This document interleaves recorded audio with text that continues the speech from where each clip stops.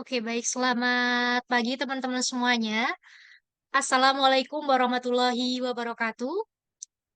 Salam sejahtera untuk kita semuanya. Apa kabarnya teman-teman semuanya? Semoga selalu Alhamdulillah sehat dan baik. dalam lindungan Allah Subhanahu wa Ta'ala. Sebelum memulai acara pada pagi hari ini, saya ingin menyapa dulu nih teman-teman yang sudah hadir. Yuk, mungkin bisa dituliskan nih di kolom komentar nama, asal domisili, dan juga mungkin bagi teman-teman yang sudah memiliki usaha, boleh banget nih buat disebutkan nama IG usahanya. Nah, di sini teman-teman bisa banget nih buat dituliskan di kolom komentar nama, asal domisili, dan juga nama usahanya. Oke, sambil menunggu komen dari teman-teman semuanya, saya mau izin spill dikit nih. Jadi hari ini kita akan sama-sama belajar terkait materi bagaimana cara scale up sales dengan e-commerce marketing. Terkait poin-poin pembahasannya, yaitu terkait potensi e-commerce di Indonesia, kemudian bagaimana caranya pengembangan produk yang efektif dan juga efisien, kemudian analisis data penjualannya di e-commerce itu seperti apa, kemudian strategi promosi pada e-commerce, dan juga nanti akan teman-teman ikuti pada webinar kali ini bersama pemateri kita yang luar biasa. Beliau adalah Kak Tanti.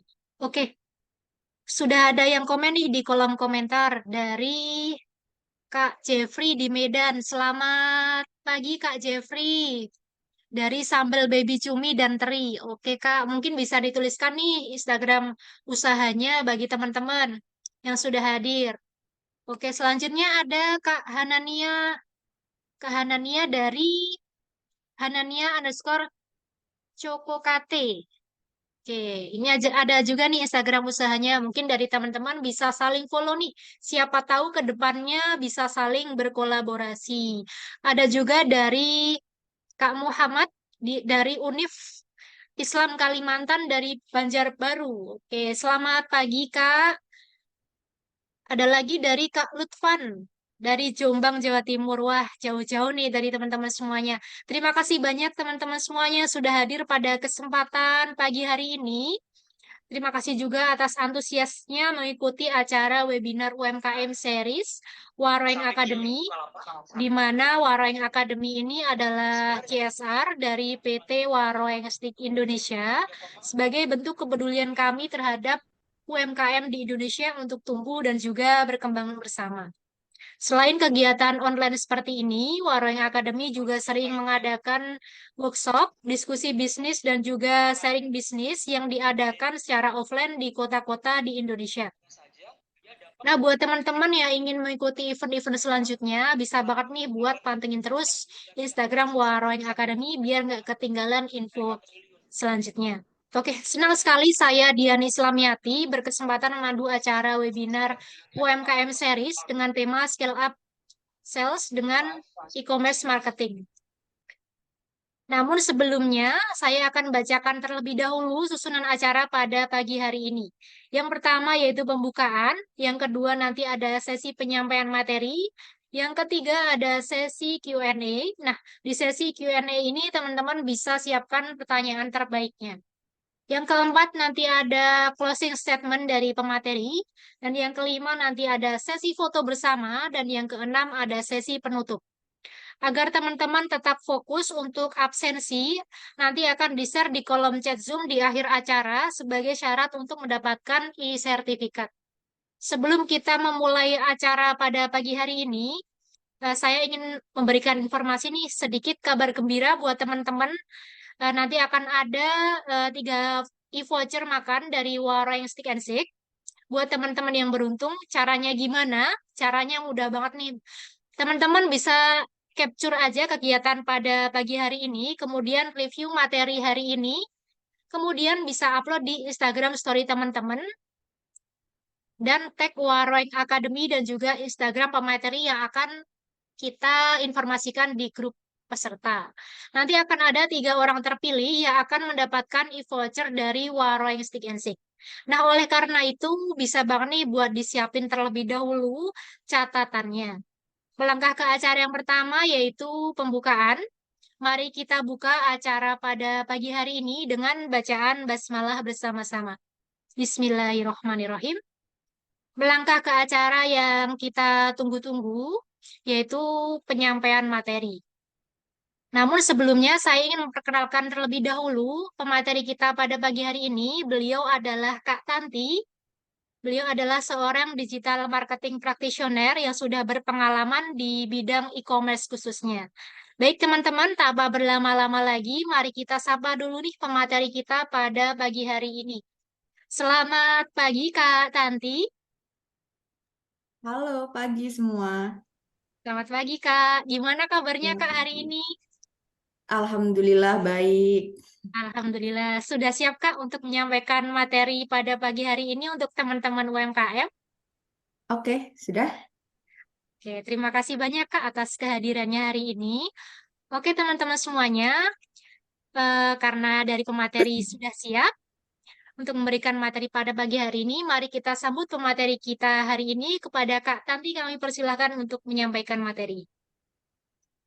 Oke, sebentar. Saya share screen dulu. Oke, selamat pagi semua. Happy weekend. Perkenalan dulu nih, nama aku Tanti. Currently aku kerja sebagai digital marketing di salah satu home living startup namanya Deko Rumah. Mungkin kalau orang-orang Jogja udah sedikit kenal lah Deko Rumah karena emang di tahun ini dia ada apa namanya fisik store-nya, offline store-nya di Jalan Solo gitu. Nah, jadi untuk tema kali ini itu kita akan membahas tentang e-commerce marketing. Gimana sih caranya scale up sales gitu di toko online store kita di e-commerce gitu. Nah, ini adalah overview untuk sesi kali ini. Yang pertama itu ada potensi e-commerce di Indonesia itu gimana. Terus yang kedua itu tentang produk, gimana caranya kita ngedisplay produk kita di online store kita meliputi naming, foto, description, dan lain sebagainya. Terus yang kedua, gimana sih caranya kita menganalisis data penjualan? Karena dengan data ini itu sangat membantu kita untuk merumuskan strategi ataupun untuk mengevaluasi strategi yang udah kita terapkan. Untuk poin keempat yaitu membahas tentang strategi promosi yang ada pada e-commerce. Ini biasanya strategi promosi ini dilakukan oleh beberapa brand yang dia memang memiliki toko yang ada di e-commerce.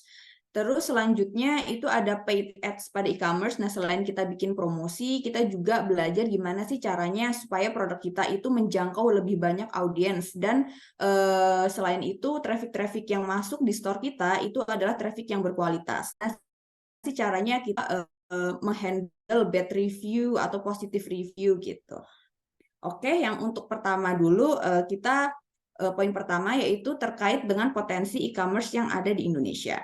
Nah, di sini bisa kita lihat untuk potensi e-commerce di Indonesia itu sangat promising ya, cukup menjanjikan karena apa? Karena proyeksinya itu di tahun 2023 itu revenue dari e-commerce yang ada di Indonesia itu mengalami pertumbuhan sekitar 10%.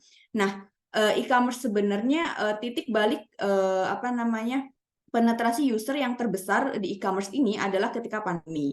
Nah, ketika pandemi itu kita apa namanya mau tidak mau itu harus berbelanja di e-commerce karena pergerakan kita dibatasi seperti itu kan. Jadi pada waktu itu pertumbuhan e-commerce itu sangat-sangat pesat gitu. Nah, cuman di tahun 2022 sampai ke 2023 itu adalah momen pasca pandemi di mana kita itu dipaksa untuk atau kita itu melewati back to normal, kembali normal lagi. Namun di sini bisa kita lihat revenue di e-commerce ini justru tumbuh. Itu artinya apa? Itu artinya adalah e-commerce ini menjadi salah satu channel yang cukup menjanjikan di era digital ini dengan berbagai macam kemudahan yang dimilikinya. Nah, di sini di poin selanjutnya itu adalah mengenai penetrasi user. Nah, di tahun 2023 itu penetrasi user di e-commerce di Indonesia itu mencapai 70%. Artinya 70 dari 100 orang itu mulai berbelanja di e-commerce gitu. Dan diproyeksikan pada tahun 2027 itu proyeksi penetrasi user itu mencapai 85%. Nah, jadi di sini artinya adalah setiap tahun dari 2023 sampai 2027 itu e-commerce di Indonesia itu akan terus berkembang. Nah, ini adalah salah satu kategori yang terlalis di Shopee ya. Di sebelah kanan itu ada beberapa kategori terlaris di Shopee di tahun 2020. Nah, di sini bisa kita lihat itu yang pertama itu di produk kecantikan ya. Yang kedua perlengkapan rumah, fashion, hingga yang terakhir itu pakaian pria. Nah, dari dari data-data ini sebenarnya apa sih yang bisa kita simpulkan? Yang pertama, apabila kita pelaku UMKM dan produk kita termasuk dalam ini kategori yang teralis ini, itu berarti kita harus serius mengelola toko kita. Karena apa? Karena sebenarnya potensi di dalamnya seperti itu. Nah, yang kedua itu kita juga harus tahu karena dengan data ini itu brand-brand besar itu mereka juga mulai tertarik nih, oh ternyata e-commerce itu channel yang cukup menjanjikan karena selama ini distribusi produk mereka atau mereka berjualan itu di channel modern trade kayak misalnya supermarket gitu kan, dan dengan traditional trade. Nah, sekarang dengan adanya e-commerce itu ada lagi nih satu channel, yaitu channel online gitu. Maka dari itu untuk para UMKM juga harus tahu nih, harus harus sadar nih, kita di e-commerce itu tidak hanya bersaing dengan para UMKM, tetapi juga bersaing dengan para brand-brand besar gitu. Oke, selanjutnya itu di sini itu aku akan membahas terkait dengan perbedaan official store dengan non-official store. Nah, di sini di e-commerce sendiri itu ada beberapa jenis toko. Dan tingkatan toko ini itu dia naik berdasarkan transaksi yang sudah kita selesaikan, transaksi yang sudah berhasil kita selesaikan. Nah, untuk poin besarnya sebenarnya itu dibagi menjadi dua, yaitu official store dan non-official store. Mungkin kalau di Tokopedia, di sini kita akan membahas dua toko online aja ya, dua e-commerce yang besar aja ya, karena memang yang lainnya menurut saya itu gapnya cukup lumayan besar dengan dua ini gitu. Nah, untuk di Tokopedia sendiri itu sebenarnya ada 4 tingkatan store. Nah, ketika kita mendaftar pertama kali itu kita masuk di regular merchant. Nah, di regular merchant ini kita harus menyelesaikan tiga transaksi untuk kemudian naik level ke power merchant dan selanjutnya hingga ke official store. Nah, untuk di Shopee sendiri itu ada 3 kategori toko atau 3 level toko. Yang pertama itu non-star seller, star seller, yang kedua naik ke star atau star plus seller, dan selanjutnya ke official store. Nah, sebenarnya apa sih perbedaan mendasar antara non-official store dan official store?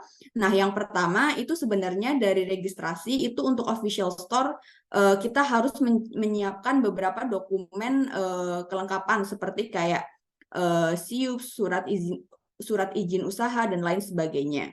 Biasanya untuk yang official store ini dia sudah berbadan hukum gitu. Nah, untuk UMKM yang belum memiliki belum sebagai PT atau CV itu kita bisa mendirikan toko kita itu sebagai Power Merchant Pro atau Star Seller gitu.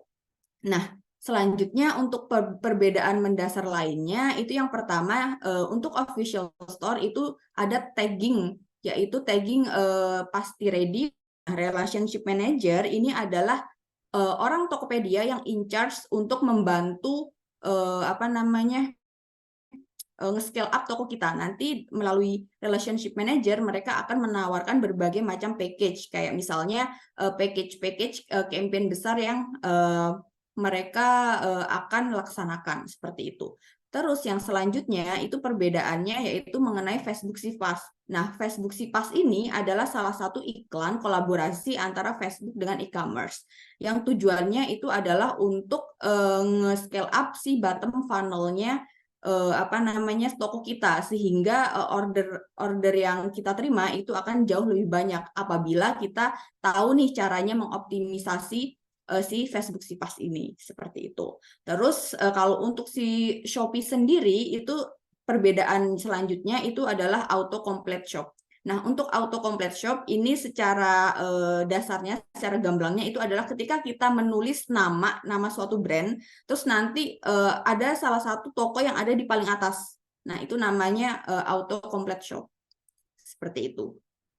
Nah, selanjutnya untuk si Shopee juga itu ketika dia ada ketika store dia itu berbentuk official store itu akan diprioritaskan tampil di halaman hasil pencarian ketika pembeli memasukkan keyword tertentu. Nah, misalnya kita mau beli sabun gitu kan.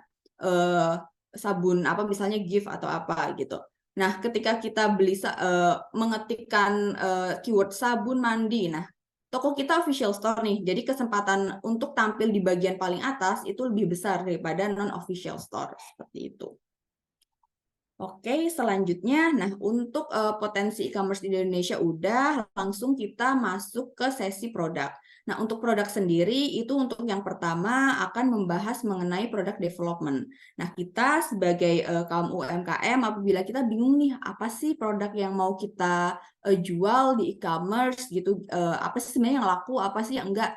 Nah, selain tadi melihat seberapa banyak sih apa aja sih kategori yang paling laris di e-commerce, itu kita juga harus tahu nih sebenarnya produk apa sih yang dibutuhkan oleh masyarakat. Karena ketika kita menjual produk yang dibutuhkan oleh masyarakat, maka nilai ekonominya itu cukup besar gitu. Nah, di sini adalah stage gimana sih ketika kita mau ngedevelop suatu produk.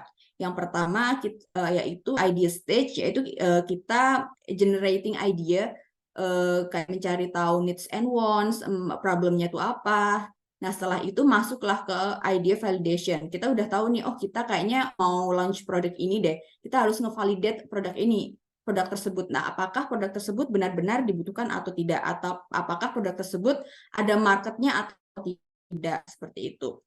Selanjutnya yaitu product development stage, ya kita ngedevelop produk yang akan kita jual dengan kualitas tertentu, dengan fitur-fitur keunggulan kita, seperti itu. Selanjutnya sebelum di launching itu harus ada testing stage-nya. Di testing stage ini itu berfungsi kita generate feedback dari calon customer kita. Jadi kayak kita suruh dulu nih ke teman kita atau target market yang akan kita tuju itu mencoba produk kita apakah market fit apa enggak, apakah cocok dengan mereka atau enggak gitu.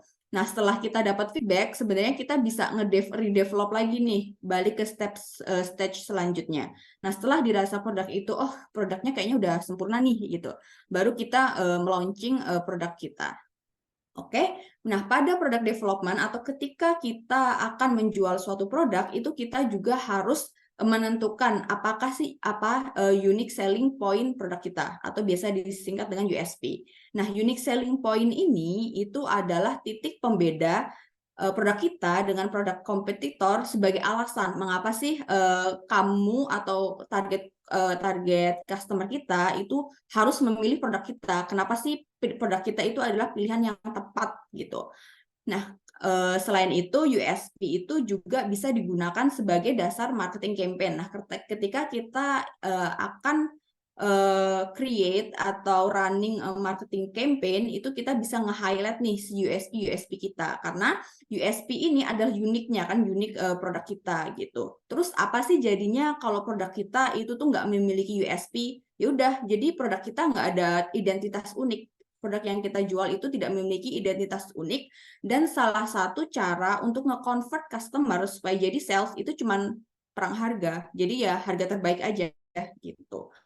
Maka dari itu USP ini sangat penting gitu untuk kita hadirkan di produk yang akan kita jual. Nah, USP ini kita tuh sebenarnya menentukan USP itu bisa dari apa aja sih? Yang pertama itu dari fitur produk atau layanan. Yang kedua terkait dengan karakteristik teknis khususnya. Yang ketiga inovasi, dan yang keempat desain yang unik. Nih salah satu contohnya misalnya produk dari Dekoruma. Fiturnya dia fiturnya itu dia banyak drawer karena produk dia itu tipenya space saving gitu.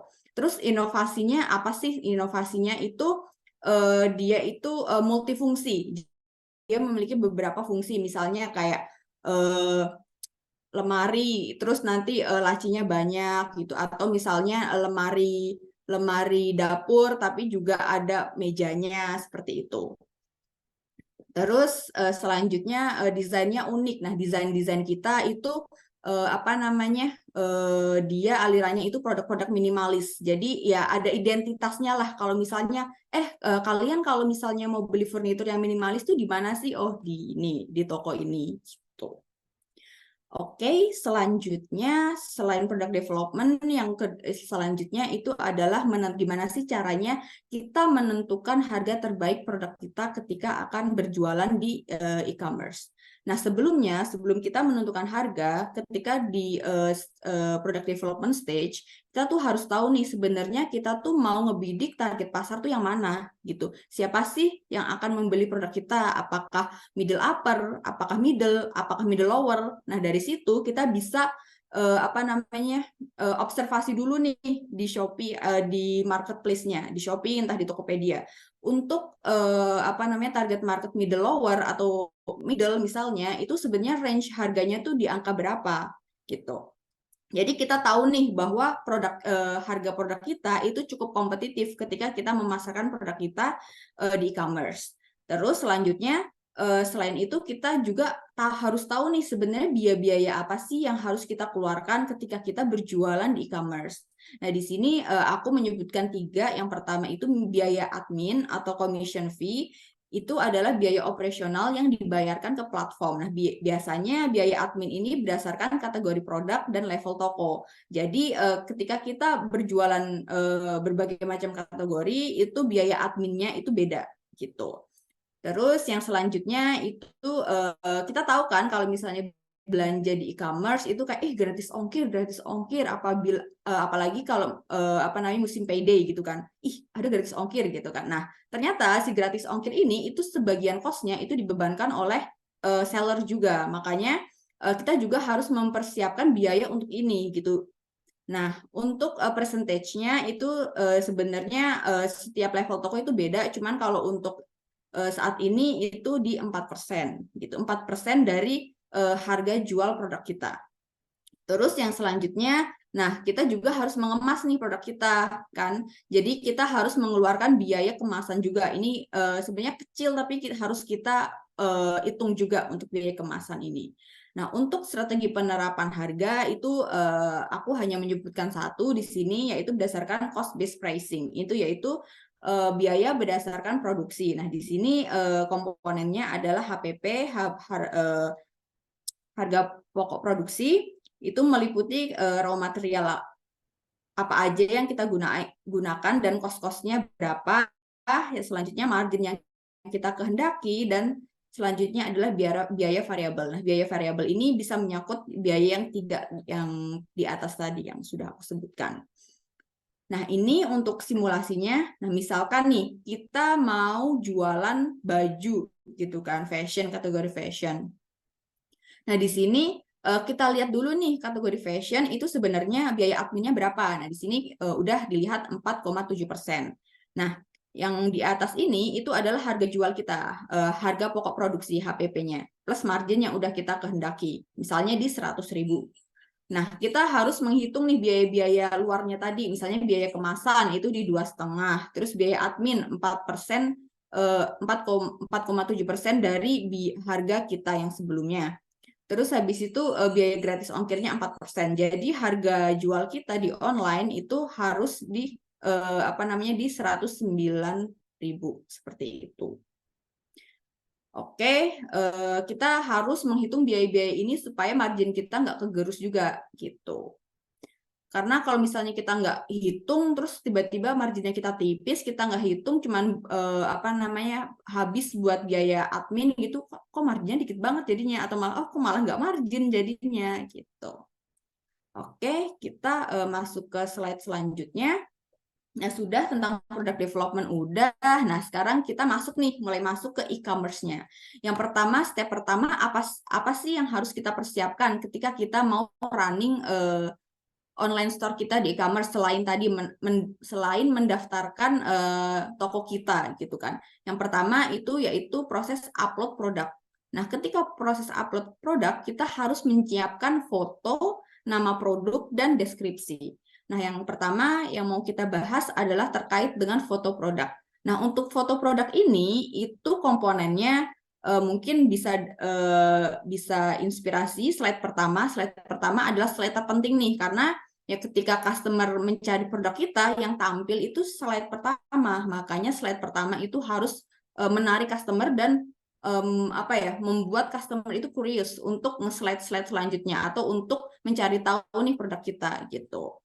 Nah, yang pertama ini kalau untuk produk Dekoruma ini aku ambil contoh meja TV di sini. Yang pertama itu foto inspirasi, foto ketika di display, foto ketika kayaknya di rumah itu harusnya desainnya tuh kayak gini gitu kan. Jadi kan lebih menarik nih tema-tema minimalis, ada tanamannya, ada karpetnya gitu, ada TV-nya biar kayak si customer tuh tergambarkan lah ketika dia itu mau beli produk kita. Ada juga foto detail ukurannya. Nah, kita kasih detail ukurannya biar apa? Biar tidak ada ekspektasi. Biar ekspektasi kita itu biar customer tuh tahu tuh, produk ini ternyata ukurannya segini. Jadi dia bisa ngira-ngira gitu. Dan nggak bikin customer kecewa nanti ketika datang kok kecil sih gitu. Terus selanjutnya ini detailnya lagi, kalau di kita itu produk kita dia space saving, makanya terdapat banyak laci ya, banyak laci-laci untuk menyimpan. Selain itu di sini bahannya itu kayu, makanya kita harus menampilkan nih bahannya kayak harus kita zoom in supaya kelihatan nih, ini kayunya oke nih gitu apa. Atau kalau misalnya kita belanja baju, ternyata bajunya oke nih gitu. Nah, di sini susunannya mungkin bisa diikuti juga. Yang pertama foto inspirasi atau saat digunakan atau dimakan. Yang selanjutnya disusul oleh detail angle, terus fungsinya, terus ditambahkan tambahan info. Misalnya kayak ukuran atau misalnya mau ditambahin testimoni atau keuntungan berbelanja di toko kita, itu juga boleh gitu. Selanjutnya itu gimana caranya kita memberi nama produk kita. Nah, ketika kita mau berbelanja online, itu behavior customer atau hal pertama yang kita lakukan itu adalah nge-search. Search apa yang akan kita cari. Maka dari itu, penting untuk kita sebagai seller itu mengetahui sebenarnya keyword-keyword apa sih atau kata kunci apa sih yang paling banyak dicari, yang relevan dengan produk kita. Nah, nanti kata kunci yang banyak dicari itu bisa kita jadiin nama produk kita. Supaya apa? Supaya produk kita itu gampang dicari. Karena hakikatnya berjualan online di e-commerce itu adalah gimana sih caranya produk kita tuh gampang dicari. Gimana sih caranya produk kita itu tampilannya tuh bagus, meyakinkan hanya dengan foto, nama produk, deskripsi gitu. Nah, untuk tips memberi nama produk di sini itu yang pertama untuk karakternya, kalau untuk di Tokopedia itu maksimal 70 karakter, minimum itu 40 karakter. Kalau untuk di Shopee sendiri itu maksimalnya lebih banyak, di 100 karakter kalau nggak salah. Nah, untuk susunannya itu kita yang pertama itu brand. Kenapa harus brand? Supaya brand kita itu supaya biar masyarakat tuh aware terhadap brand kita, karena pada akhirnya ketika kita menjual suatu produk itu yang kita push itu adalah brandnya gitu. Misalnya aku mau beli tisu nih, tisu kan banyak gitu kan, makanya ya kita harus kayak ngebuat customer itu aware dengan brandnya. Makanya yang pertama itu kita harus tulis nama brand kita. Yang susunan selanjutnya diikuti oleh jenis produk kita, dan yang terakhir itu adalah keterangan tambahan. Nah, di sini tipsnya adalah yang pertama tadi, gunakan kata kunci yang mudah dicari, yang memiliki search volume tinggi.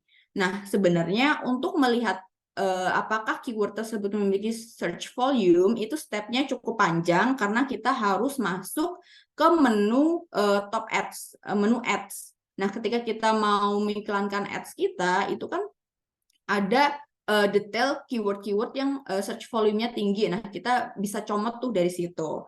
Atau misalkan kalian searching aja di search bar e-commerce kalian, misalnya ada di Tokopedia, misalnya mau beli apa ya, meja belajar gitu kan, meja belajar. Nanti ketika kalian search meja belajar, itu kan di bawah-bawahnya itu ada list-listnya kan apa aja.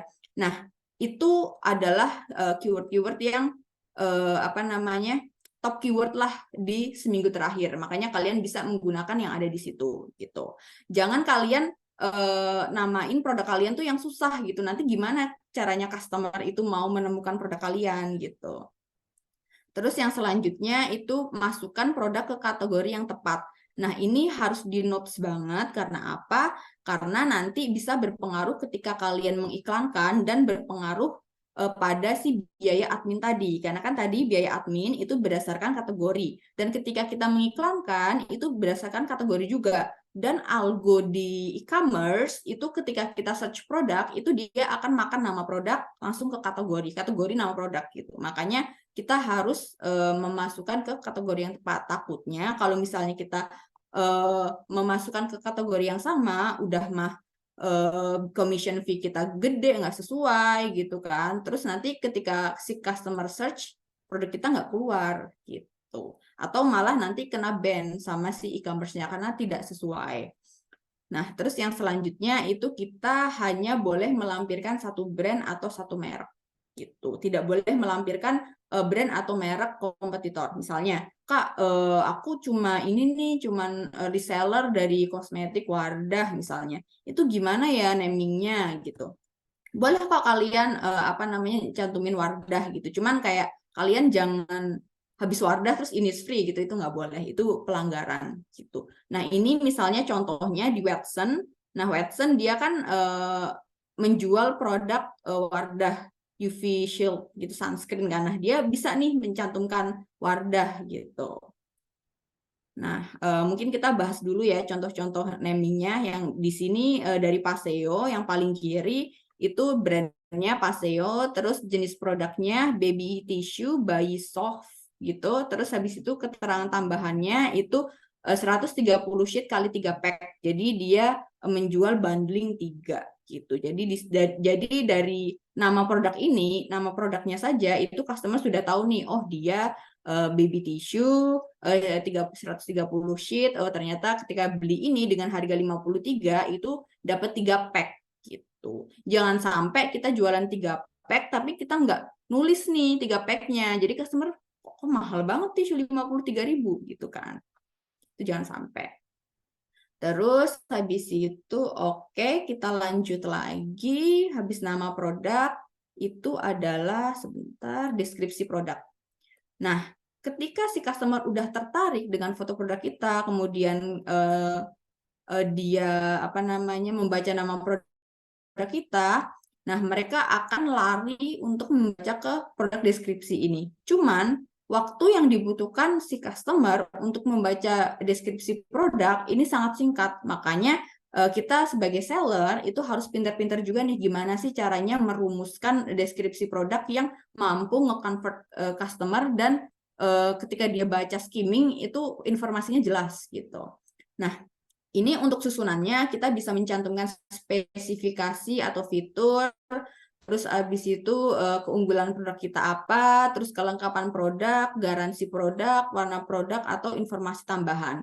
Nah, untuk apa namanya part-part ini sebenarnya bisa kita apa ya, kita gunakan sesuai dengan jenis produk kita gitu. Misalnya nih, kita berjualan FMCG, berjualan deterjen, otomatis kan garansi produk itu nggak terlalu kita highlight kan.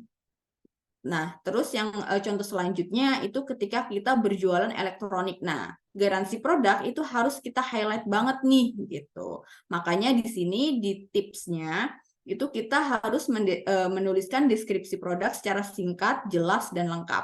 Nah, kemudian kita sebagai seller juga harus memposisikan diri sebagai customer nih. Oh, ketika kita mau beli produk ini, apa aja sih sebenarnya informasi yang kita perlukan. Nah, dari situ itu kita bisa kita gunakan untuk melengkapi deskripsi produk kita. Terus yang terakhir itu penulisan deskripsi itu harus berurutan dari info terpenting. Karena kan baca itu dari atas sampai bawah dan waktu yang diperlukan untuk customer membaca itu singkat. Makanya yang penting-penting itu ditaruh di atas. Gitu. Jadi biar langsung ketangkep sama si customernya. Gitu. Nah, ini di sini aku kasih contoh mungkin terlalu kecil ya di layar, aku jelasin aja. Nah, ini itu adalah contoh ketika kita mau menjual lemari laci, deskripsi dari produk lemari laci. Nah, ketika sebagai customer, ketika kita mau beli lemari laci, kita kan khawatir nih kayak, aduh, ongkirnya mahal apa enggak ya gitu. Dan di toko ini itu kita menyediakan gratis ongkir karena apa? Mungkin dari historical datanya si customer itu nggak convert karena ongkirnya terlalu mahal, makanya kita harus menyediakan si voucher si gratis ongkir ini. Makanya informasi ini termasuk informasi penting kita taruh di paling atas. Oh, ternyata gratis ongkir nih gitu kan. Jadi si customer ini akan membaca selanjutnya lagi. Nah, si selanjutnya ini itu adalah spesifikasi atau fitur produk kita, keunggulan produk kita gitu. Kita jelaskan produk kita tuh apa, terus keunggulannya apa, di sini multifungsi, space saving gitu. Terus habis itu cocok digunakan untuk apa, misalnya membuat untuk barang, pakaian, dokumen, terus keunggulan lainnya, lacinya banyak, muat barang banyak, tahan lembab, dan lain sebagainya. Dan ini spesifikasi barang. Nah, untuk Tokopedia sendiri sebenarnya juga ada fitur spesifikasi barang. Jadi ya kita tinggal lengkapi aja dan fitur-fiturnya itu disesuaikan dengan kategori produk kita. Jadi antar kategori itu spesifikasinya itu beda-beda. Gitu. Jadi tinggal kita sesuaikan aja. Nah, di sini perlu kita notes, di sini ada ukuran produk sama ukuran kemasan gitu. Karena apa? Karena ketika kita menjual produk bulky atau produk besar tapi beratnya itu ringan, itu kita harus nyantumin ukuran kemasan. Karena apa? Karena di ekspedisi ketika ada barang bulky itu ngukurnya tuh based on volume, bukan berat. Jadi takutnya nanti kita tombok ongkir gitu kan. Makanya harus ditulisin juga gitu. Nah, habis deskripsi produk itu, sorry ini untuk judulnya harusnya dekorasi toko, kita juga harus memanage dekorasi toko kita. Karena apa? Karena ketika kita berbelanja offline itu kan kita datang ke offline store-nya kan ke tokonya gitu kan. Kita melihat tuh, oh merchandising-nya bagus banget nih gitu kan. Nah, itu juga berlaku untuk si online store juga gitu. Karena ya supaya si customer itu betahlah berlama-lama di toko kita. Nah, karena ketika customer itu betah ya potensi dia membeli semakin banyak itu semakin tinggi. Makanya kita sebagai seller gitu harus gimana sih caranya ngebuat customer itu betah gitu. Nah, salah satunya itu dengan dekorasi toko. Nah, dekorasi toko ini itu apa namanya bisa kita buat itu berdasarkan color palette brand kita. Nah, sebelumnya ketika kita mau build brand kan kita menentukan sebenarnya color palette brand kita tuh apa, biar apa? Biar menancap di benak customer langsung kayak nge-associate, oh brand ini tuh identik dengan warna ini gitu. Nah, itu juga harus kita hadirkan di dekorasi toko kita gitu.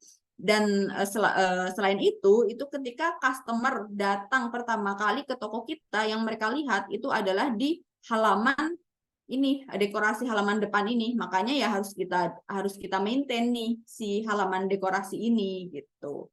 Terus sebenarnya kegunaannya apa sih? Kenapa sih kita harus nge-manage banget si dekorasi ini? Karena bisa kita gunakan untuk highlight campaign kita. Ketika kita melaksanakan atau running sebuah campaign, kita bisa highlight nih campaign kita di banner supaya customer tahu. Kita juga bisa nge-highlight promosi yang sedang berjalan. Atau ketika kita lagi ada launch produk baru, itu juga kita highlight. Nah, si banner ini ketika si customer pencet si banner ini, dia akan langsung lari ke ke produk tersebut. Makanya yaitu untuk nge-cut si customer journey-nya itu. Jadi kayak customer nggak usah nggak usah susah-susah mencari produknya gitu. Karena satu lagi behavior orang ketika berbelanja online dia tuh mau mudah, makanya kita sebagai seller itu harus tahu nih gimana sih caranya mempermudah si customer kita untuk membeli produk kita gitu. Nah di sini contohnya aku ambil contoh dari Deko Rumah sendiri untuk kita nge-highlight promosi nih. Oh, kita lagi ada campaign Super End Year Sale gitu. Terus di sini juga di poin 3 itu dijelaskan bisa digunakan untuk melakukan hard selling. Nah, hard selling itu menyorot produk tertentu dengan diskon yang besar-besaran. Nah, kita juga ada nih termurah bulan ini. Jadi kayak produk-produk yang ada di sini itu harganya tuh udah best banget, udah murah. Terus kita tampilin di sini supaya apa? Supaya customer tahu nih. Kalau misalnya kita nggak highlight di sini, ya gimana customer tahu? Mau scroll produk kita juga kebanyakan kan, ratusan kan, gitu. Makanya harus kita buatkan si banner ini. Terus selain banner ini, itu kita juga harus membuat etalase toko. Nah, etalase toko itu berfungsi supaya si customer tuh tahu nih gambaran secara besar sebenarnya toko tersebut itu tuh jualannya, produk jualannya tuh apa aja sih gitu. Dan selain itu untuk memudahkan si customer nih, kayak ketika dia mau cari sofa misalnya, dia tinggal pencet aja si sofa ini gitu.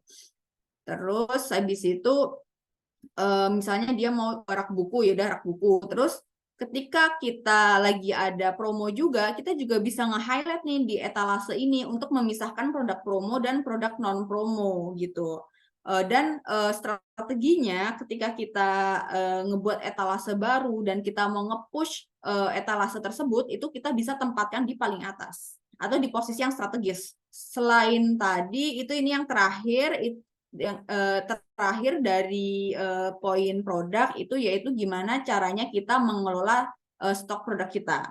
Nah, tujuan dari pengelolaan stok ini supaya apa? Supaya produk kita tuh pas, tidak kelebihan, tidak kekurangan. Kalau produk kita kelebihan, itu juga cost untuk kita, karena kita harus mengeluarkan cost untuk menyimpan dia, dan itu juga mengganggu cash flow kita. Kalau misalkan produk kita kurang, sedangkan demand-nya itu banyak, yang terjadi itu customer kecewa dan kita juga loss opportunity. Harusnya sales kita tuh sekian, karena stok produk kita kurang, jadinya berkurang sales kita gitu. Makanya pengelolaan stok ini itu menjadi poin terpenting ketika kita mau berjualan online. Nah, di sini aku kasih contoh simulasi stock forecast dan manajemen. Nah, kita sebagai seller, kita juga harus mampu nge-forecast nih kebutuhan stok kita tuh di 1 bulan ke depan itu gimana. Biasanya untuk stock forecasting itu kurun waktunya 1 bulan, periodenya 1 bulan. Gimana sih caranya kita menentukan stok di bulan tersebut? Yaitu caranya dengan membaca historical data. Biasanya di 1 bulan sebelumnya atau yang data yang lebih validnya lagi itu di 3 bulan sebelumnya. Makanya di tabel ini itu aku cantumin historical sales last 3 months. Misalnya contohnya dari Agustus, September, sampai Oktober. Kita average-in, kita rata-ratain. Oh, ternyata ketemu rata-ratanya sekian. Di sini aku kasih contoh 4 produk ya, deterjen A, B, C, D gitu. Dan di sini kita bisa lihat ternyata historical sales-nya itu beda-beda, makanya nggak bisa kita pukul rata. Ada produk yang dia itu best seller, atau biasanya dikenal dengan hero SKU, hero kita gitu. Terus ada juga ternyata produk yang dia slow moving, yang penjualannya tuh rendah gitu. Maka dari itu kita nggak boleh nih memukul rata forecast dari masing-masing produk. Nah, kita rata-ratain average last 3 month, terus kita mau nge-forecast nih untuk bulan November misalnya. Oh, ternyata dapat average segini, oke, kita ceplokin aja jebret. Habis itu kita harus identify nih di bulan November itu ada campaign apa sih yang kira-kira gede dan kira-kira produk kita itu juga laku tuh di campaign itu. Misalnya ini contoh ada campaign double date, twin date 11-11 gitu kan. Nah, biasanya di Shopee itu memang ada campaign twin date nih dari 11, 22 sampai 12-12 gitu kan. Cuman untuk campaign twin date ini yang dia heavy, yang dia penjualannya itu banyak, itu di quarter 4. di 10-10 sampai 12-12. Makanya kita sebagai seller itu juga harus menyiapkan nih stok lebih. Supaya apa? Supaya kita tidak kehilangan opportunity itu, sales opportunity-nya. Misalnya kita forecast-kan produk A itu ketika double date 11-11 itu terjual 12 gitu. Udah kita ceplokin aja untuk yang hero-hero SKU, untuk produk-produk yang dia best seller. Kalau untuk yang slow moving, produk-produk yang nggak laku ya udah nggak usah gitu. Karena apa ya? Karena ya forecast-nya juga nggak bakal laku gitu. Nah, terus di sini udah kita tambahkan forecast kita dengan forecast ketika ada campaign, jadi totalnya berapa gitu. Nah, hal yang harus di notes ketika kita berjualan online itu yang pertama, itu stok yang kita jual di toko itu harus sesuai dengan stok yang ada di stok fisik yang ada di gudang, itu harus sama. Kalau kurang, itu nanti kita nggak bisa ngirim produk tersebut, jadinya kita harus cancel order. Nah, ketika kita cancel order, nggak memenuhi order dari customer, itu ada sanksi dari si marketplace-nya sendiri, biasanya denda gitu. Dan dendanya sekarang kalau untuk di Tokopedia itu cukup besar ya gitu. Apalagi ketika kita sudah official store, cukup besar. Satu kali menolak order itu 50.000 dendanya. Maka dari itu kita harus make sure nih bahwa produk kita tuh harus sama dengan stok fisiknya. Terus yang kedua, itu stok produk best seller atau hero SKU itu jangan sampai habis. Kita harus maintain stok produk tersebut itu selalu ada. Karena apa ya? Balik lagi supaya tidak kehilangan sales opportunity. Dan apa namanya? Kan biasanya hero-hero SKU kan kita gunakan sebagai traffic puller atau pemanggil traffic ke toko kita. Kalau sampai habis, ya siapa yang menjadi traffic pullernya gitu. Dan itu sangat berpengaruh di sales kita ketika hero SKU kita atau best seller produk kita itu habis. Terus yang selanjutnya, poin ketiga itu kita harus mengalokasikan stok itu berdasarkan dua tujuan, untuk daily sales dan untuk campaign, kayak contoh tadi di atas. Terus poin terakhirnya itu kita forecast stok sesuai dengan historical data salesnya. Supaya apa? Supaya tidak kekurangan dan supaya tidak kelebihan gitu. Nah, kadang juga ketika kita berjualan online itu ya suka meleset-meleset dari forecast kan. Makanya sebenarnya kita harus ada buffer. Buffer itu apa ya, kayak stok tambahan lah, misalnya buffernya 3 hari plus 3 hari stok tambahan. Supaya apa? Supaya nanti ketika oh ternyata jualannya tuh laku secara signifikan nih gitu. Jadi kita ada stoknya gitu. Oke, untuk dari poin produk itu sudah selesai. Selanjutnya analisis data penjualan.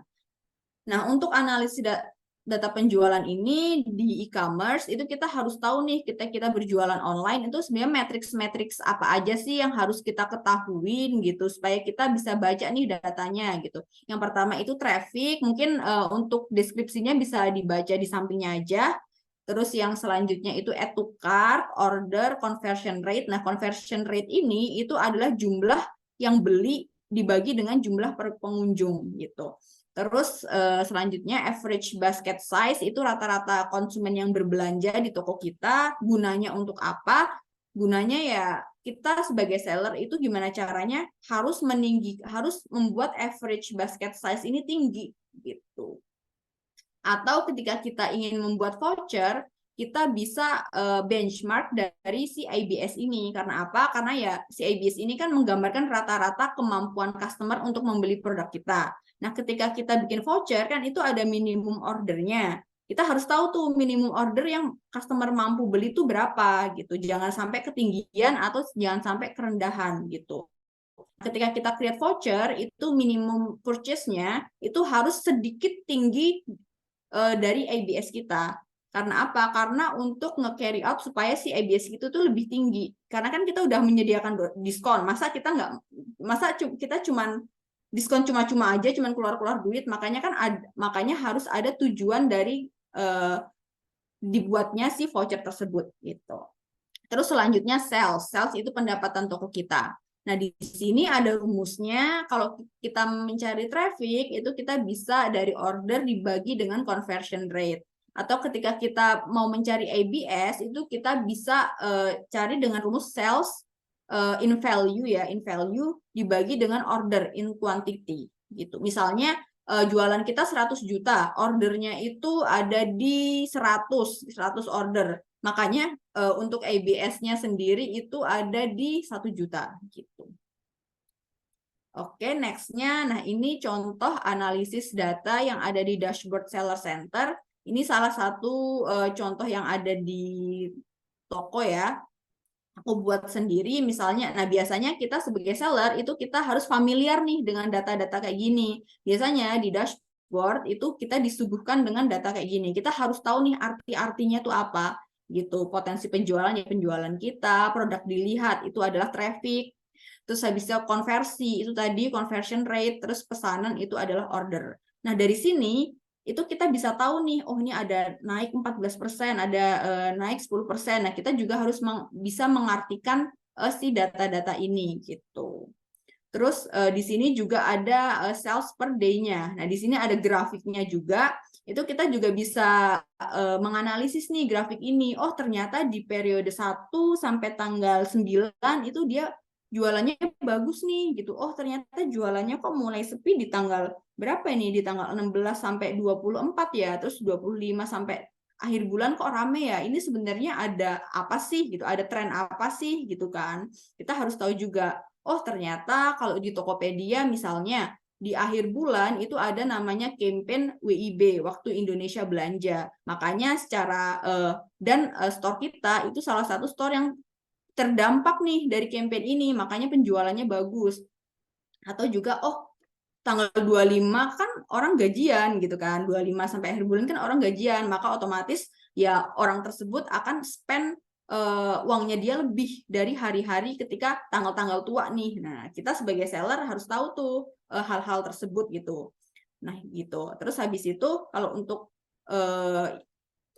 selanjutnya kita harus membuat report juga. Selain kita harus bisa menganalisis dan membaca data, itu kita harus membuat report. Reportnya bisa kita buat dengan matriks yang simpel aja, misalnya traffic, sales, traffic, add to cart, order, CIR, ABS gitu. CR, ABS. Nah, kita harus membuat si report ini. Kita harus mencatat penjualan kita gitu.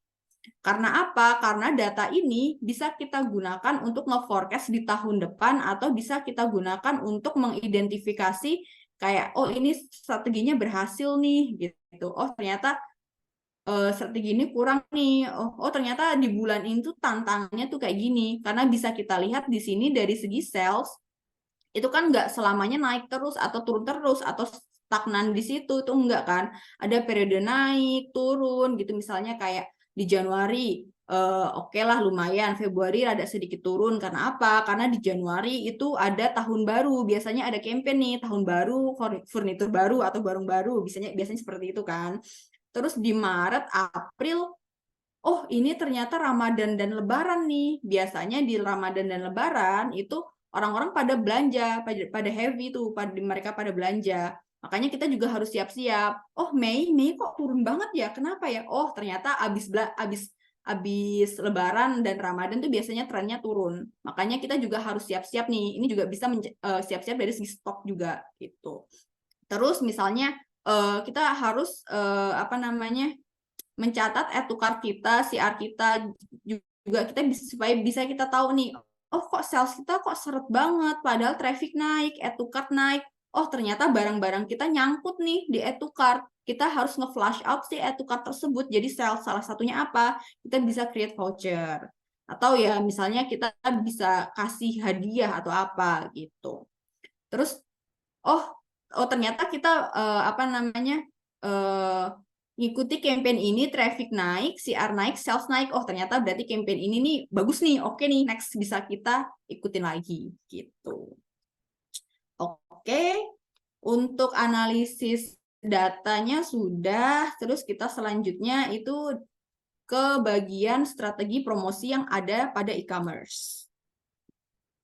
Nah, sebelum itu kita harus belajar dulu nih apa itu customer journey mapping. Dan selanjutnya itu ada understanding marketing funnel. Nah, untuk si customer journey mapping ini itu adalah step atau proses di mana customer itu berinteraksi dengan suatu brand.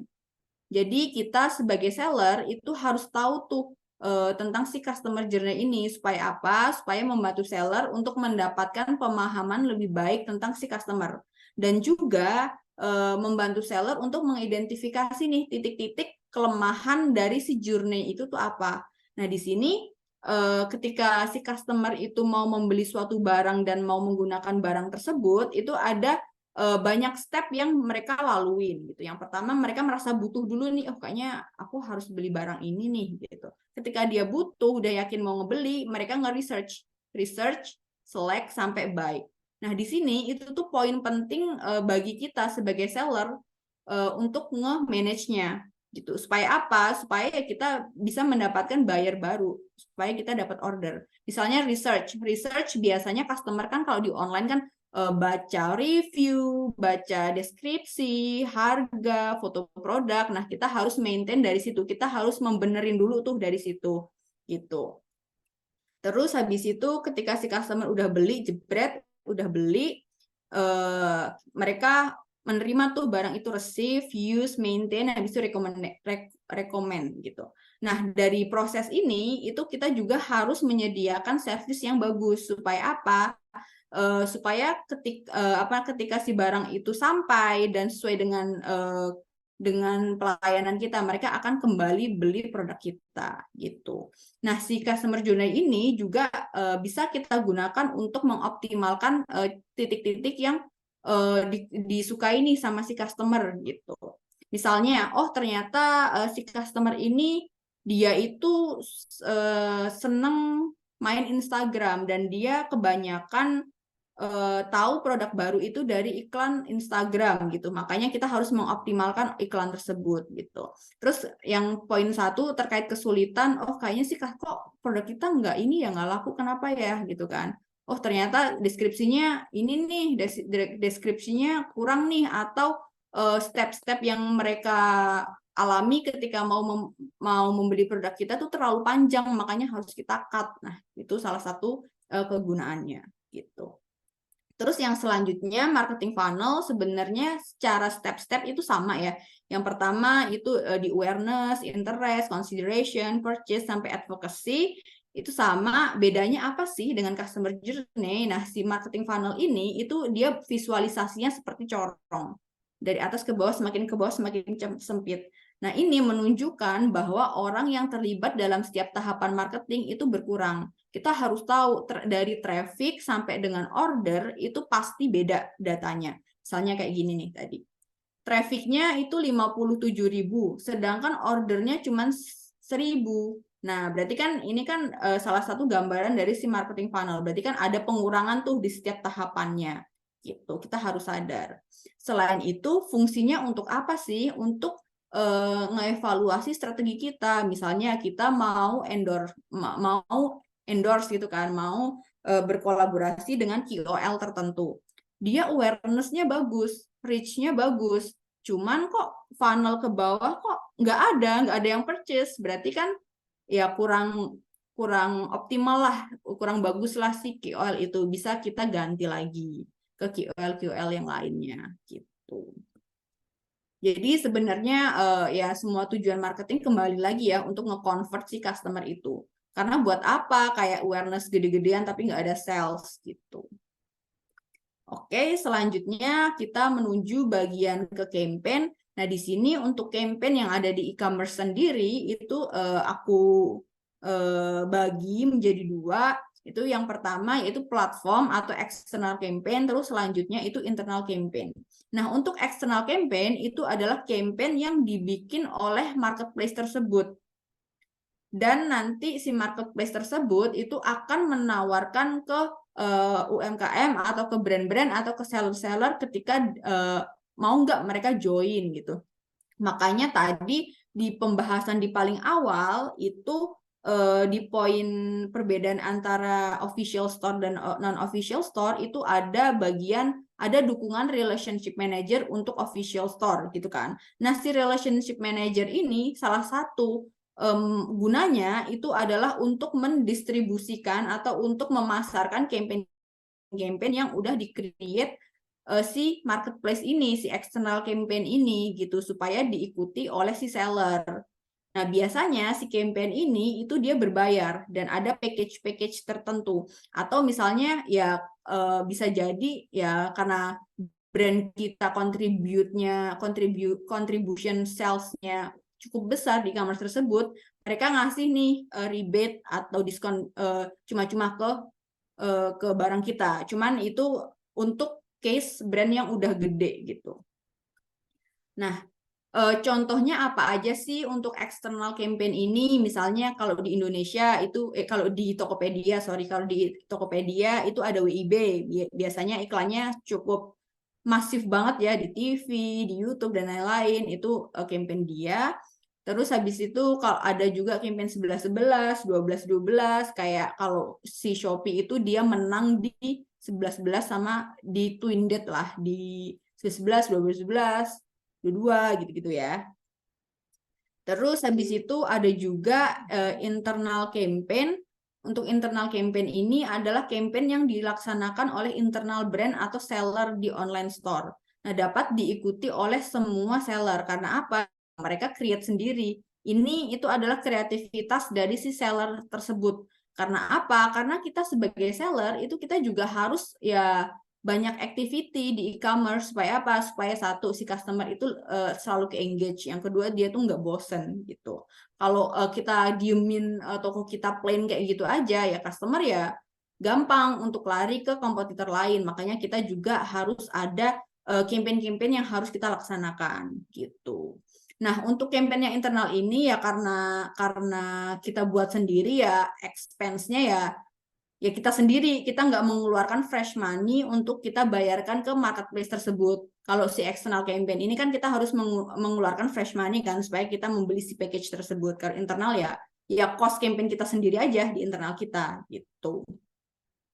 Nah, di sini contohnya untuk internal campaign, misalnya aku ambil contoh dari Lock and Lock sama si Innisfree. Nah, di Innisfree ini dia ada campaign Black Friday gitu. Terus ada special diskon ketika Black Friday. Terus mereka nge-highlight nih apa namanya produk-produk mereka tuh apa. Terus kalau Lock and Lock mereka tahu nih, oh kayaknya produk-produkku kalau misalnya nggak ada collaboration atau special edition itu akan boring nih. Karena ya orang yang jualan tumbler itu banyak gitu kan. Makanya Lock and Lock ini lumayan sering nih dia bikin kolaborasi dengan beberapa brand gitu atau beberapa kartun. Misalnya sekarang dia lagi berkolaborasi dengan One Piece. Kalau dulu dia pernah berkolaborasi dengan Crayon Shinchan dan Tai Lalat gitu.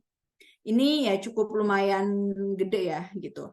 Cuman kalau penerapannya untuk UMKM ini ya kita bisa berkolaborasi lah antara UMKM gitu yang kira-kira produknya itu mendukung, nggak mematikan gitu. Oke, nextnya selanjutnya setelah campaign itu adalah ada promosi. Ini mungkin kalian yang sering berbelanja di e-commerce ya sudah cukup familiar dengan beberapa strategi promosi ini. Cuman mau aku bedah sedikit ya. Yang pertama ini ada special diskon ya biasa, harga coret. Terus yang kedua itu bundling atau gimmick, GWP biasanya dikenal gimmick itu hadiah, gift with purchase gitu atau biasa disebut sebagai gimmick. Terus selanjutnya ada ini brand collaboration dan voucher. Nah, untuk tipsnya sendiri sebelum kita create promotion strategi ini, kita harus tahu nih sebenarnya karakteristik produk kita tuh apa. Apakah produk kita itu adalah produk-produk yang tipenya itu harus restock, harus stok banyak terus bisa kita gunain untuk bulan-bulan ke depan gitu. Apakah atau produk kita ya udah cukup beli satu. Misalnya di sini contohnya bundling Wardah ya. Ethnic Care. Nah, di sini ada bundling 3. Karena apa ya? Karena karakteristik produk ini itu ya dia bisa digunakan customer ketika dia ada stok banyak gitu loh. Beda dengan misalnya kita mau beli meja belajar. Nggak mungkin meja belajar kali 2, bundling 2, itu nggak mungkin kan. Satunya mau buat siapa gitu kan. Terus habis itu yang selanjutnya lihat tren yang sedang terjadi. Terus kita juga harus perhatikan momen dan waktu di mana promosi akan berlangsung. Nah, momen-momen promosi itu bagus adalah momen-momen ketika si customer itu ya secara keuangan dia bagus. Nah, kapan sih dia punya banyak duit? Ya ketika dia gajian gitu. Makanya ya balik lagi tadi si Tokopedia, nah, ini nih apa dia execute atau running campaign yang namanya WIB karena dia tahu di periode itu tuh orang-orang pada gajian gitu. Terus apa sih yang kita lakuin ketika apa ya kayak tanggal tua atau biasanya disebut dengan dry season, dry period gitu kan. Ya udah kita hold budget kita aja. Ya kita running seperti biasa, maksudnya kayak ya nggak usah diskon yang aneh-aneh atau gimana, ya udah kita running biasa aja. Karena apa? Karena ya gimana pun kita mau ngecoret harga kita ya itu nggak bakal ngedongkrak sales gitu. Yang ada malah ngebuat kita semakin boncos aja gitu. Terus yang selanjutnya itu kita harus perhatikan budget dan ROI-nya. Budget kita tuh punya budget tuh berapa, jangan sampai over budget, dan kita juga harus tahu nih ROI-nya, return on investment-nya berapa. Ketika kita burning money sekian, ya kita harus tahu, kita harus return-nya misalnya 5 kali, 10 kali. Nah, kita harus menentukan itu. Gitu. Oke. Nah, di sini itu untuk paid ads sendiri itu ada dua, on platform ads sama off platform ads. Nah, untuk on platform ads itu ads yang ada di marketplace tersebut.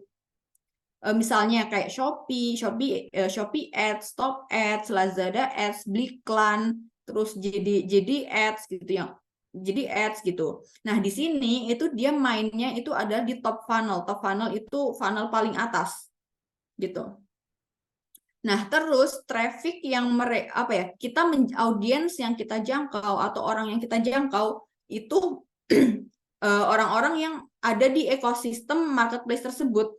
Karena mereka bisa menemui iklan kita ketika mereka sudah masuk di marketplace tersebut. Jadi kita memanfaatkan traffic yang ada di marketplace tersebut. Nah, kalau marketplace tersebut itu secara performance-nya itu turun, itu juga akan mempengaruhi ads kita. Ya karena ya si traffic yang datang di marketplace tersebut itu juga ikut turun, bisa jadi gitu.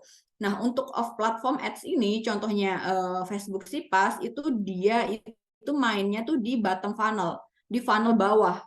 Bottom funnel itu kayak funnel-funnel dari add to cart ke sales convert.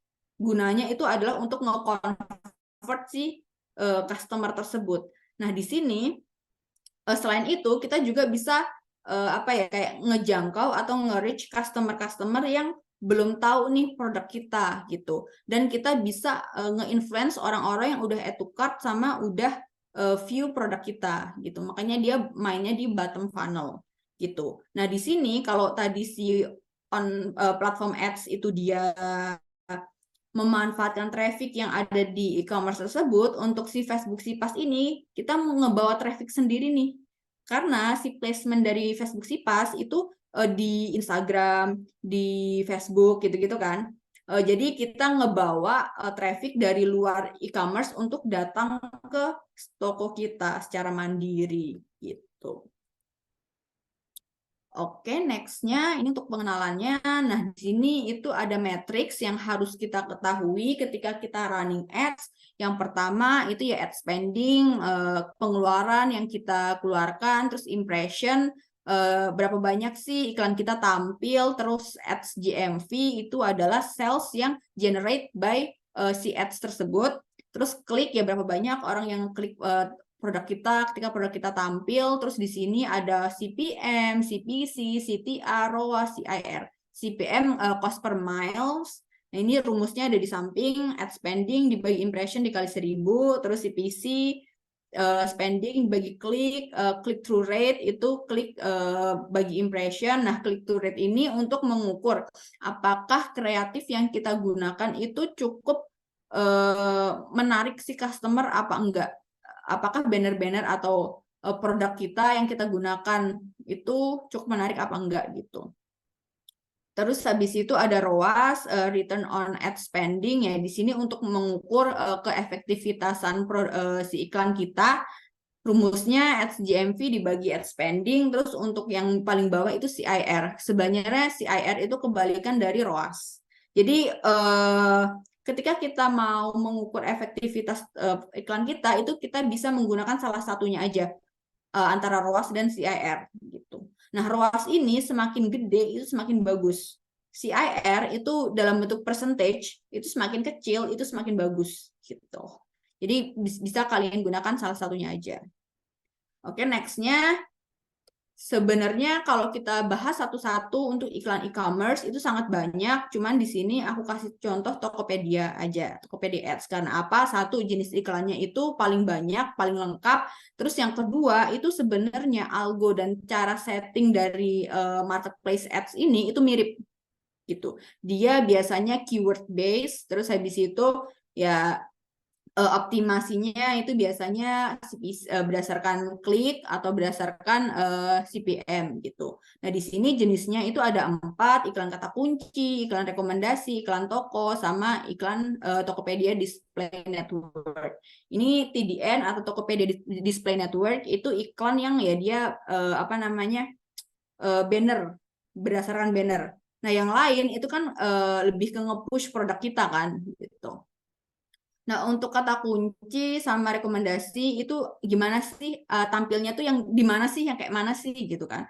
Nah, ketika kita search misalnya meja belajar di search bar, itu akan tampil produk-produk dengan badge dengan embel-embel ads gitu kan. Itu yang namanya iklan kata kunci. Gitu pencocokannya berdasarkan kata kunci yang kita masukkan. Terus iklan rekomendasi ketika kita klik satu produk jebret, terus habis itu kita scroll paling bawah ke bawah ke bawah. Nah, kalau di Shopee itu ada tulisan mungkin yang kamu suka. Nah, itu di situ di iklan rekomendasi situ ada di situ. Nah, di Tokopedia placementnya juga sama di bagian itu. Nah, kalau iklan toko ketika kita masukin misalnya sofa gitu kan, sofa minimalis di paling atas biasanya ngeblok ada tiga produk, terus ada ada nama toko, terus ada kopinya, itu ada kopinya. Nah, itu namanya iklan toko. Dia selalu paling atas iklan toko atau di paling atas di halaman selanjutnya gitu. Kalau banner ya yang ketika kita lihat lihat yang ada di Tokopedia atau Shopee gitu, banner-banner itu sebenarnya bisa diklik. Kalau diklik itu akan landing ke sebuah landing page atau ke sebuah store gitu. Nah, di sini cara langsung aja ke cara optimasinya dari iklan kata kunci sebenarnya ada 4 poin. Yang pertama itu gimana caranya kita memilih produk. Yang kedua gimana caranya kita grouping si produk tersebut.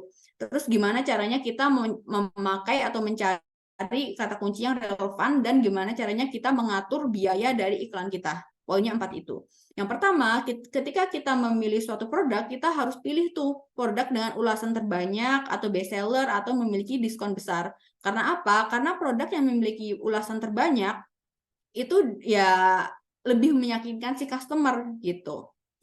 Apalagi produk-produk best seller ketika kita ingin kayak mengundang traffic atau traffic pullernya, kita bisa push produk-produk dengan kategori tersebut atau produk-produk yang mau kita flash out dengan diskon yang besar, kita juga bisa. Terus pertanyaannya, kalau misalnya aku punya produk baru nih, berarti tuh nggak boleh diiklanin ya gitu kan? Boleh, cuman mungkin proporsinya itu kecil aja, kita bisa rolling gitu. Misalnya produk ini kita iklanin kurun waktu seminggu. Oh, kalau misalnya seminggu atau 2 minggu, oh kalau misalnya dia ada convert, ada sales ya kita lanjutin. Kalau enggak ya kita ganti dengan new arrival lainnya gitu. Terus yang poin kedua, kita harus grouping ke grup yang serupa. Nah, tadi kembali lagi ketika kita mau naming produk, itu kita harus memasukkan ke kategori yang tepat. Nah, gunanya itu di sini ketika grouping. Ketika kita kayak upload produknya sama tapi kategorinya beda gitu kan. Itu nggak bisa dijadiin satu grup. harus pisah gitu. Makanya ya balik lagi kita harus mengkategorikan ke kategori yang tepat. Terus yang selanjutnya itu gunakan kata kunci yang paling banyak dicari sesuai dengan nama produk. Nanti ketika kita setting iklan itu sebenarnya ada keyword-keyword rekomendasi yang sudah disediakan oleh si marketplace tersebut. Nah, kita tinggal pilih aja yang memiliki search volume tinggi dan keywordnya itu harus sesuai dengan produk kita. Misalnya di sini meja belajar, kita mau ngiklanin meja belajar gitu kan. Ya kita cari keyword-keyword yang relate si meja belajar tersebut gitu. Misalnya meja belajar kayu, meja belajar minimalis. Jangan kita kayak malah masukin keyword dipan gitu misalnya. Mungkin kita mikirnya, ya kan kita kan mau menjangkau lebih banyak customer gitu kan. Kan dipan kan sama aja furnitur. Bisa jadi ketika dia beli dipan, dia tertarik sama meja belajar gitu kan. Tapi nggak bisa secara algo, walaupun kita memasukkan keyword yang cross product tidak sesuai dengan nama produk kita dan kategori kita, itu tidak akan keluar gitu. Produk kita tidak akan keluar ketika si customer search nama tersebut. Nah, terus yang selanjutnya itu biaya klik. Kita juga harus mengatur biaya klik ini harus disesuaikan dengan tujuan kita. Kalau misalnya tujuan kita yaitu untuk sales, kita bisa sesuaikan. Misalnya biaya harga produk kita 50.000 atau 100.000, terus biaya per kliknya 2.000, ya boncos kita ya kan, harus kita sesuaikan. Misalnya kayak di 600 aja gitu. Nah, tapi apa namanya? Strategi-strategi tertentu berlaku ketika peak season. Nah, ketika peak season itu kita bisa menaikkan si CPC ini, bidding price ini lebih tinggi, 30% lebih tinggi, atau bisa kita sesuaikan dengan rekomendasi dari marketplace tersebut, as long as rekomendasi tersebut itu masuk akal gitu. Oke, nextnya untuk selanjutnya cara optimasi headline ads dan TDN ini aku jadiin satu. Karena apa?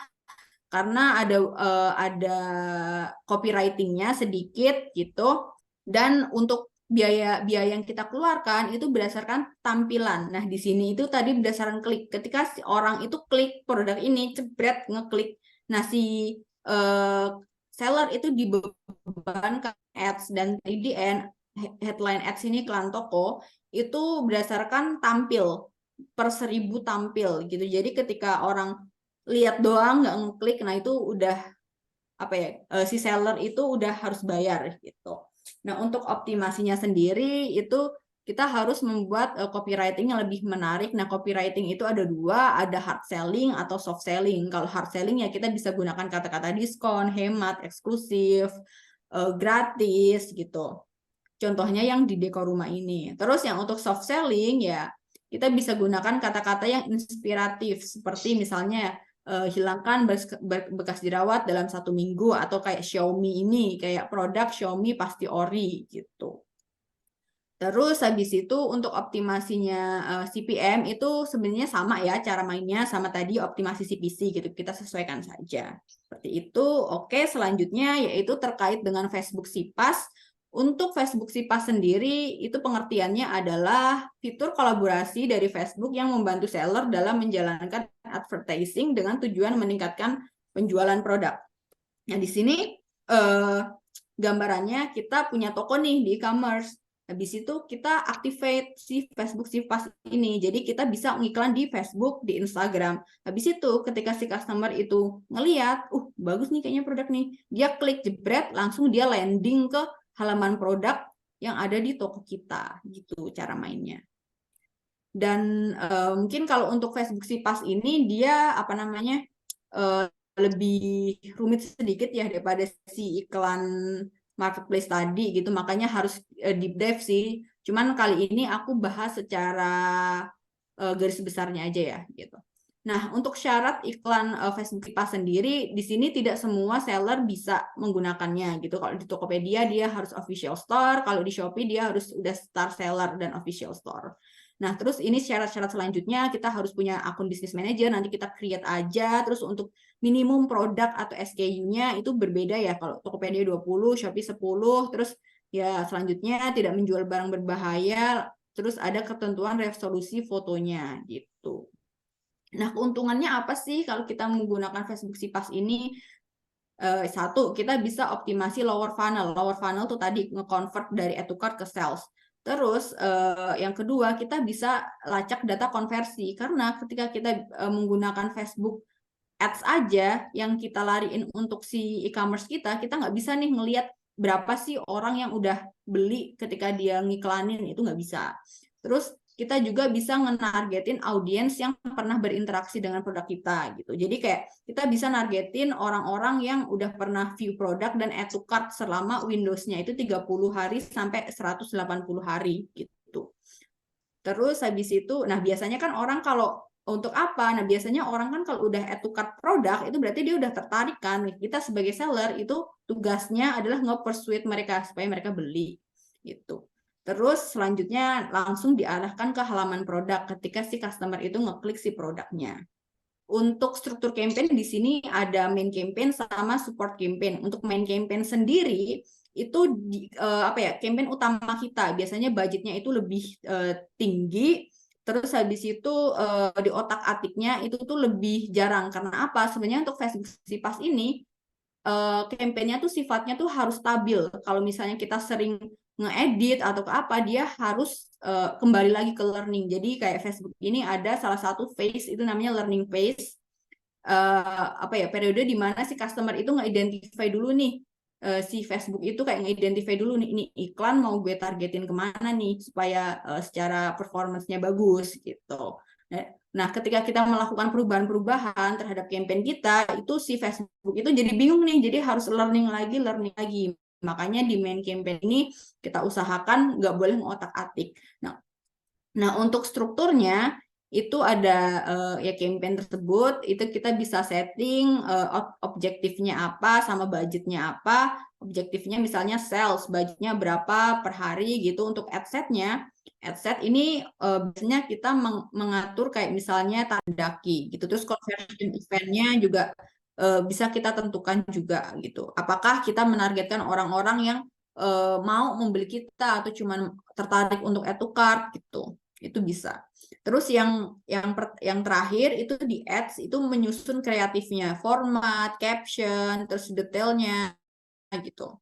Terus di sini note-nya, nah ketika kita ingin menggunakan struktur seperti campaign ini, itu optimasinya setiap adset itu harus sama gitu. Terus habis itu satu campaign terdiri dari satu adset dan maksimum terdiri dari 4 adset. Seperti itu. Selanjutnya, nah ini untuk campaign setup best practice, mungkin nanti bisa di-share aja PPT-nya, bisa dibaca sendiri.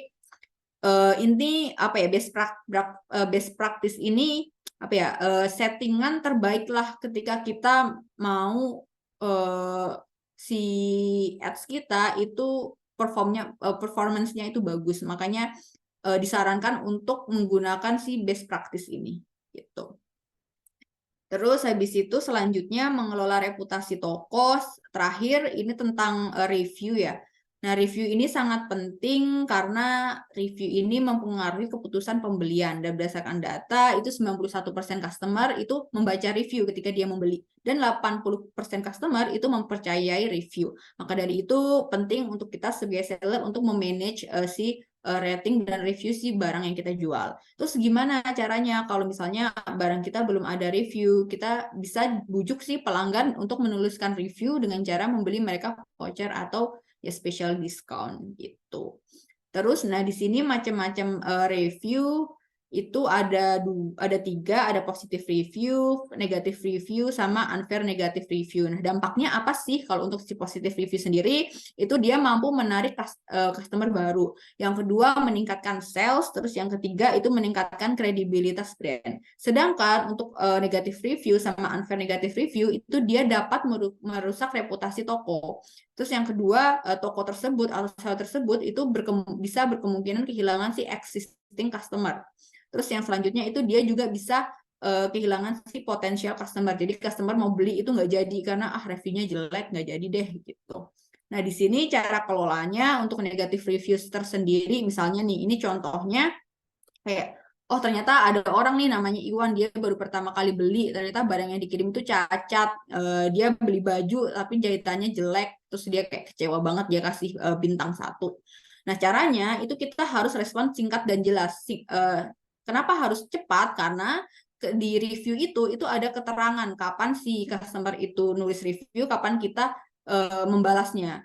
Kalau kita balasnya lama, itu akan menunjuk apa ya, kayak customer lain tuh mempersepsikan kayak ini dia ngeresponnya aja lama banget gitu, makanya kita harus cepat. Terus yang kedua, kita harus akui dan minta maaf. Kita nggak boleh usah berdebat dengan apa yang mereka rasakan. Udah kita sekedar akui dan minta maaf aja.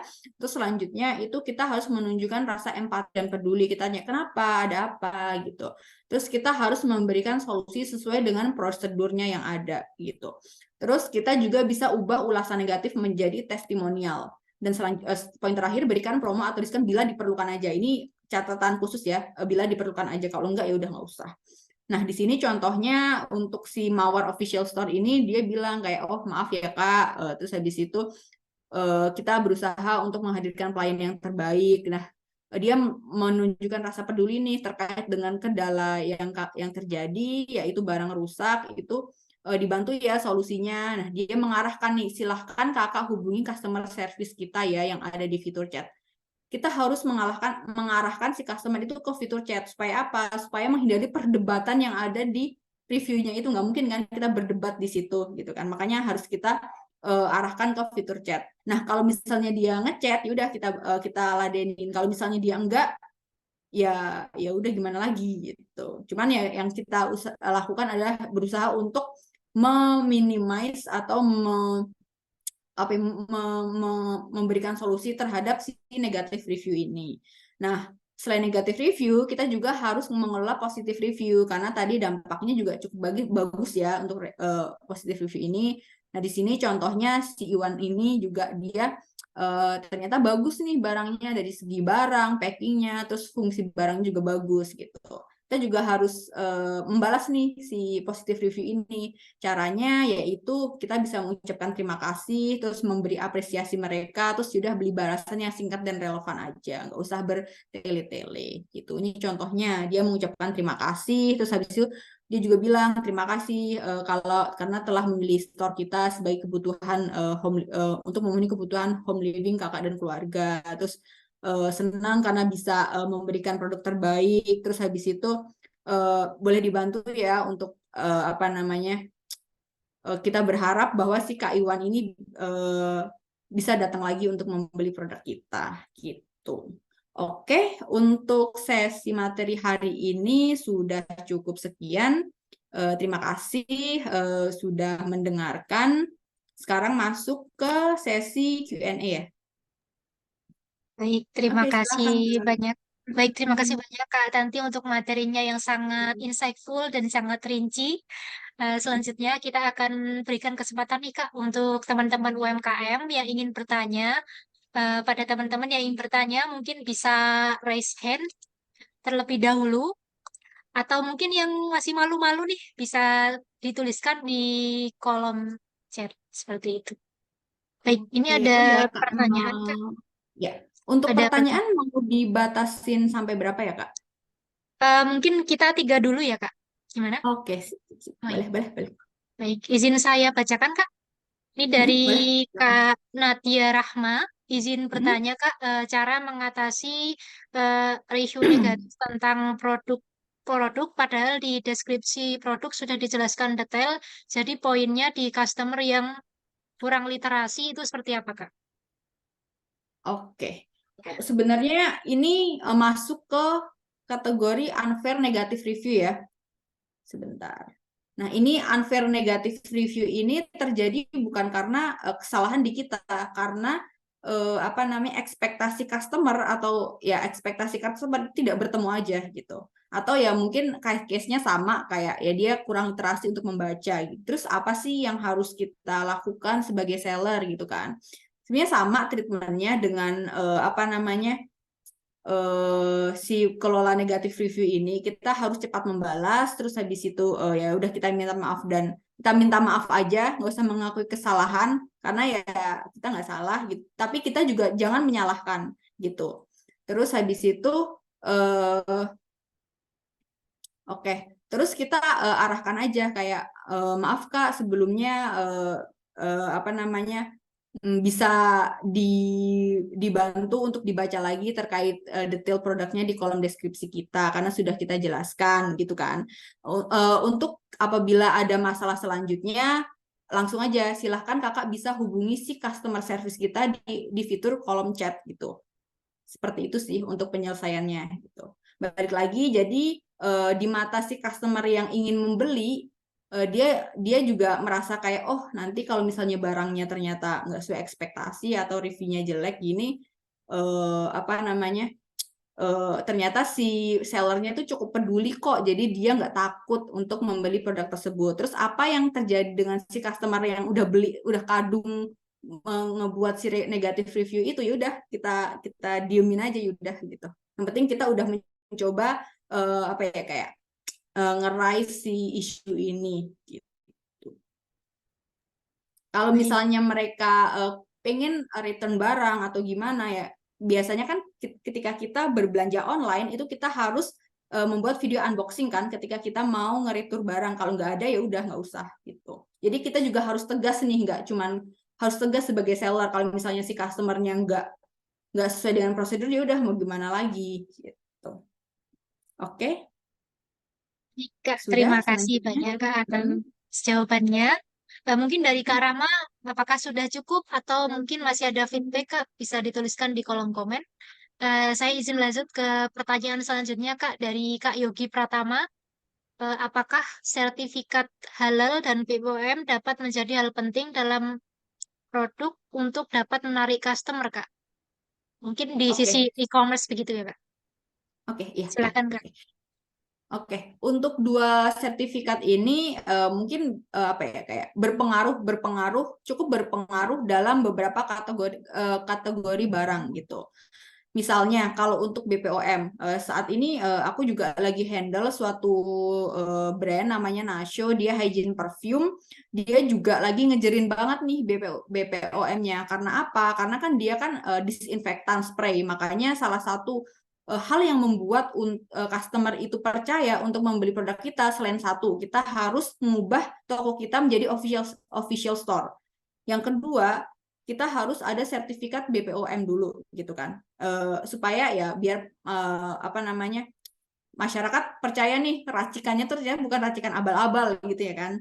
Gitu. Kalau untuk sertifikat halal ya sama sih poinnya si jualan Kak Yogi ya bisa diurus untuk si dua sertifikat ini gitu. Oke. Baik, baik, terima kasih banyak Kak atas jawabannya. Mungkin dari Kak Yogi, apakah sudah cukup? Oh ya, baik, sepertinya sudah cukup Kak. Bagi teman-teman yang ingin bertanya, masih ada kesempatan nih, satu kesempatan lagi untuk teman-teman yang ingin bertanya. Mumpung masih ada praktisi kita nih, silakan untuk dimanfaatkan. Teman-teman semuanya mungkin bisa raise hand atau bisa dituliskan di kolom komen. Sepertinya sudah cukup jelas nih Kak dari teman-teman semuanya dari pemaparan materi yang tadi. Baik, cukup. Oke, baik. Terima kasih Kak Hanania atas responnya.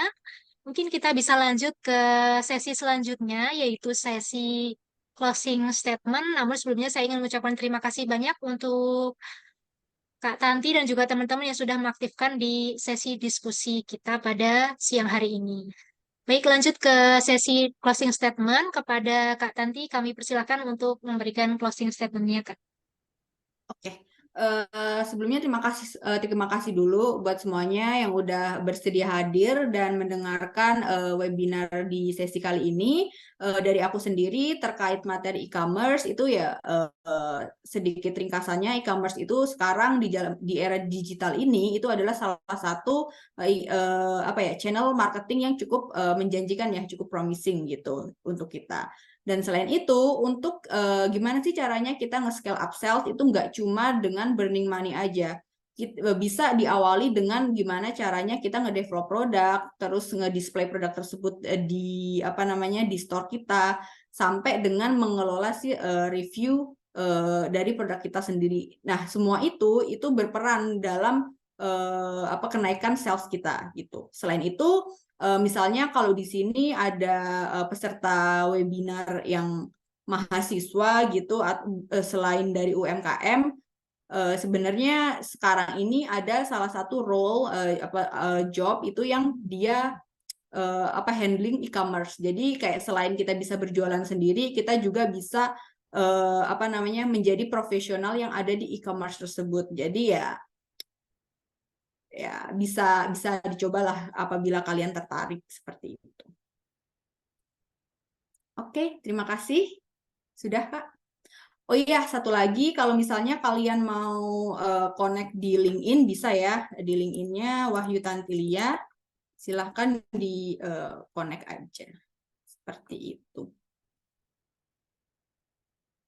Terima kasih banyak Kak atas closing statement-nya. Ya. Semoga dapat bermanfaat untuk teman-teman yang sudah hadir.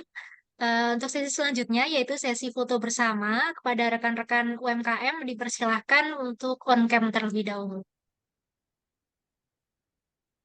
Silakan teman-teman untuk bisa on cam terlebih dahulu. Kita abadikan momen webinar kita pada siang hari ini.